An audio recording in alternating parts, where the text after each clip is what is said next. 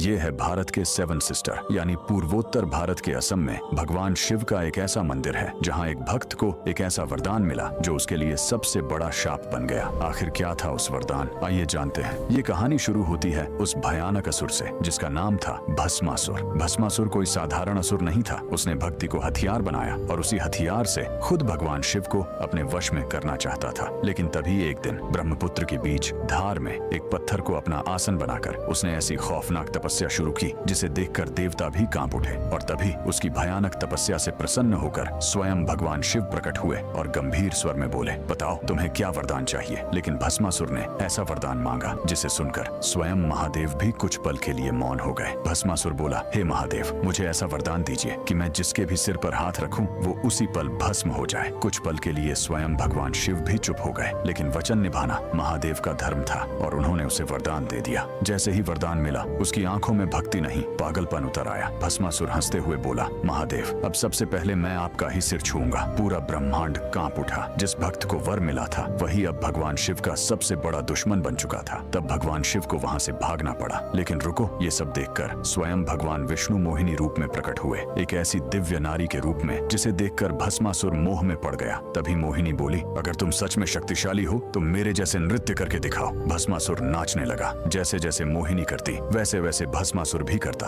और उसी नृत्य में मोहिनी ने अपने सिर पर हाथ रखा। भस्मासुर ने भी बिना सोचे समझे अपने ही सिर पर हाथ रख लिया और उसी पल भस्मासुर अपने ही वरदान से खुद भस्म हो गया। कहा जाता है यही वो स्थान है जहाँ भस्मासुर की तपस्या और उसका अंत हुआ। और इसी स्थान पर एक मंदिर बनाया गया जो आज असम के गुवाहाटी में स्थित उमनंदा मंदिर के नाम से जाना जाता है। इस अद्भुत दिव्य लीला के लिए कमेंट में हर हर महादेव लिखकर आशीर्वाद लो।